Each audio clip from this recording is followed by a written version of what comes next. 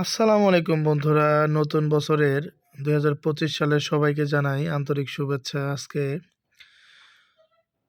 নতুন বছরের সকালের শুরুতেই আপনাদের দেখাবো। আমি এর আগে একটি শর্ট ভিডিও দিয়েছিলাম যে টাঙ্গাইলের এখনও বিভিন্ন জায়গায় ঘোড়ার উপরে নির্ভর করে চলছে বিভিন্ন পরিবার। আজকে ঠিক তেমনই আমি সেই একটা ভিডিওর কিছু ব্যাখ্যা বা কিছু কাজের স্বরূপ আপনাদেরকে দেখাবো। দেখেন, এখান থেকে বালু বস্তাভর্তি করা হচ্ছে। এই বস্তাভর্তি বালুগুলো তাদেরকে বিভিন্ন লোক বা বিভিন্ন পরিবার অর্ডার দেওয়া হয়েছে বিভিন্ন কাজের জন্য। দেখেন তারা ঘোড়া দিয়ে সেগুলো কিভাবে নিয়ে যাচ্ছে, কিভাবে বস্তাভর্তি করা হচ্ছে।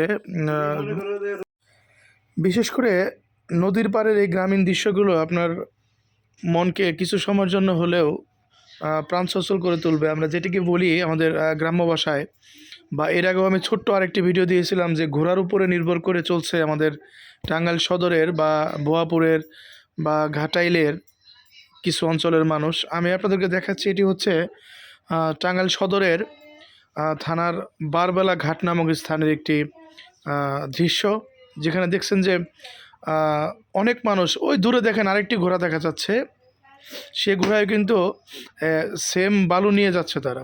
আমি তাদের সাথে প্রায় 10 মিনিটের মতো কথা বললাম। তাদের আসলে